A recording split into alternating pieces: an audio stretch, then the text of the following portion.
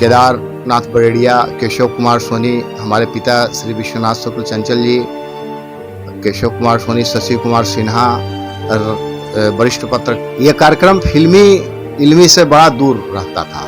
इसमें शुद्ध शास्त्रीय संगीत और जो भारत की परंपरा है, कृष्ण के रास से जुड़ा हुआ यह महोत्सव है।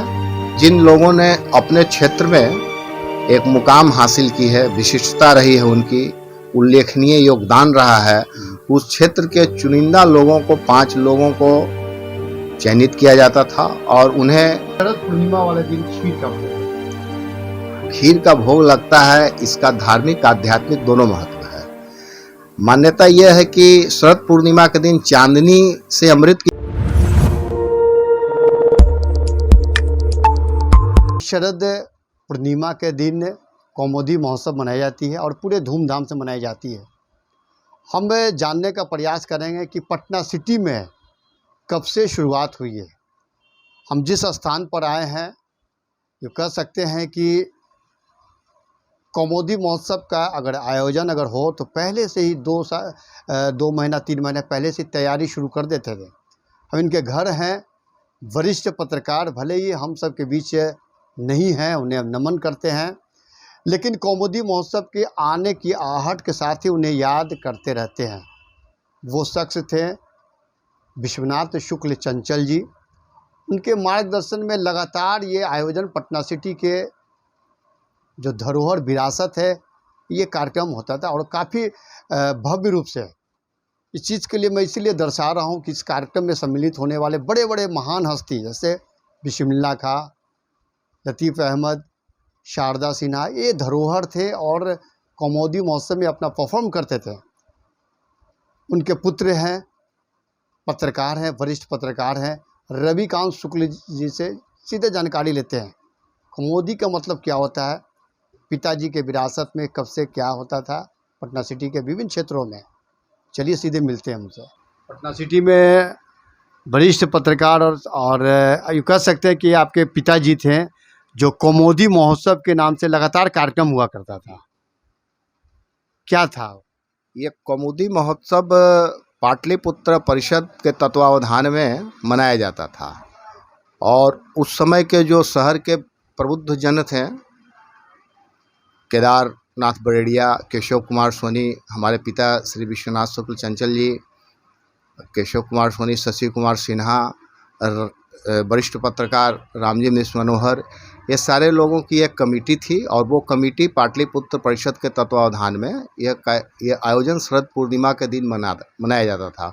उस वक्त हमें याद है कि यह कार्यक्रम 2 दिन लगातार मनाया जाता था और उसके बाद समय बदलता गया। कई तरह की राजनीतिक सामाजिक गिरावट का सिलसिला चलता रहा। उस क्रम में वहाँ बंद हो गया यह कार्यक्रम। बंद होने के बाद फिर पिताजी की इच्छा हुई कि ये प्राचीन पाटलिपुत्र की ऐतिहासिक परंपरा रही है, इसको बंद नहीं होना चाहिए। तो फिर इन्होंने कहा कि नहीं, जब पाटलिपुत्र परिषद मरणासन स्थिति में पहुंच चुका है तो इसको हम अपने रंगमंच संस्थान की ओर से मनाएं। उस समय से इन्होंने फिर अपने हाथ में इसको लिया और इंडिविजुअल करने लगे। तो कभी छोटा कभी बड़ा स्वरूप थोड़ा घटबढ़ होता रहा, लेकिन कभी रुका नहीं ये कार्यक्रम। उसके बाद यह 1917 में बिहार सरकार ने इस कार्यक्रम को अपने हाथ में लिया। तब से इस कार्यक्रम की रूपरेखा, सारी चीज़ें बदल चुकी हैं। प्राचीनता की जो झलक उस समय मिलती थी और चोटी के कलाकार यहाँ आते थे, वो कलाकार भी अब नहीं हैं, इसलिए उनका सवाल भी नहीं है। लेकिन यह कार्यक्रम फिल्मी से बड़ा दूर रहता था। इसमें शुद्ध शास्त्रीय संगीत और जो भारत की परंपरा है, कृष्ण के रास से जुड़ा हुआ यह महोत्सव है, तो उसको चलाया जाता रहा। उस समय बिस्मिल्लाह खां जी, लतीफ़ अहमद खां, सितारा देवी, निर्मला अरुण जैसे, शारदा सिन्हा, इस तरह के कलाकार लोग का यहाँ गायन वादन 2 दिनों तक रात भर चलता था। शाम से शुरू होता था, रात भर चलता था, सुबह में बंद होता था प्रातःकाल।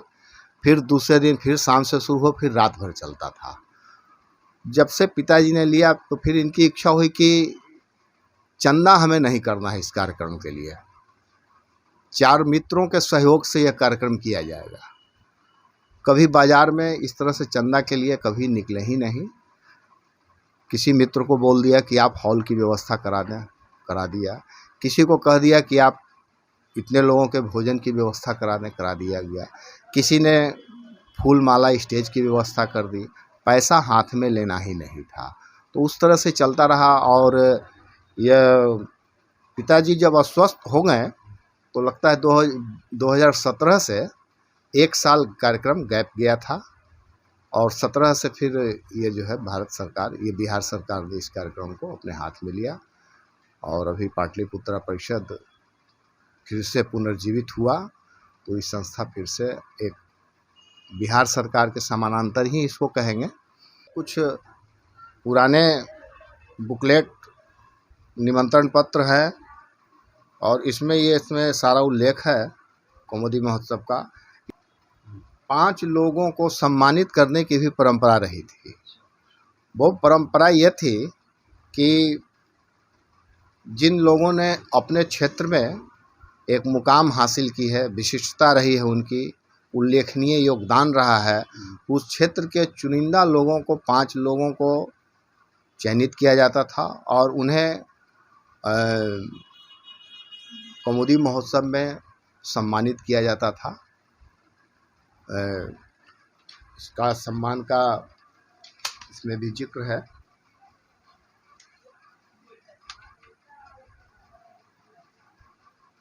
संस्कृति सौरभ, अलंकार का नाम था संस्कृति सौरभ।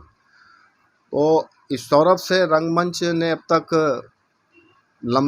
इसका लंबा फहरिस्त है, और लिस्ट तो देखना पड़ेगा कितने लोग सम्मानित हुए हैं, लेकिन जो नाम हमें याद है, बिस्मिल्लाह खां, निर्मला अरुण, शारदा सिन्हा, लतीफ़ अहमद खां, इसके बाद की पीढ़ी के भी जो लोग हुए, विधानसभा अध्यक्ष थे,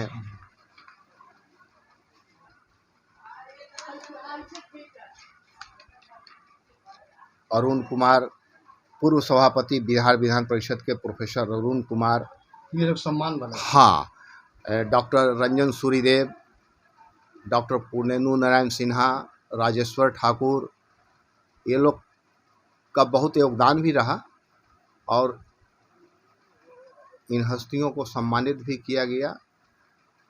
और वो परंपरा में थोड़ी फेरबदल भी हुआ है। सम्मानित की परंपरा अभी भी चल रही है, सम्मानित करने की, लेकिन एक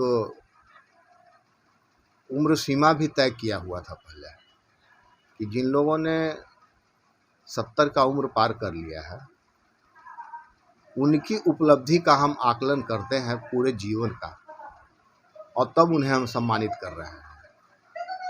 ये एक सोच थी। शरद पूर्णिमा वाले दिन खीर का भोग लगता है। खीर का भोग लगता है, इसका धार्मिक आध्यात्मिक दोनों महत्व है। मान्यता यह है कि शरद पूर्णिमा के दिन चांदनी से अमृत की वर्षा होती है, चांद से अमृत की वर्षा होती है, और खीर को रात भर खुले आसमान के नीचे रख देते हैं, और फिर उसका सुबह में हम प्रसाद ग्रहण करते हैं। इसमें कई तरह के तत्व मिल जाते हैं जो कि स्वास्थ्य के लिए लाभप्रद बतलाया जाता है, और यही इसकी मान्यता है। और राधा कृष्ण का रास से भी जुड़ा यह कार्यक्रम है। जमुना तट पर इसी दिन श्री कृष्ण ने रास रचाया था, और इसका एक धार्मिक, आध्यात्मिक और आयुर्वेदिक, ये सारे महत्व इसमें छिपे हुए हैं। कि नई पीढ़ी को जानने की भी आवश्यकता है। कौमुदी महोत्सव कितने वर्ष हो गए?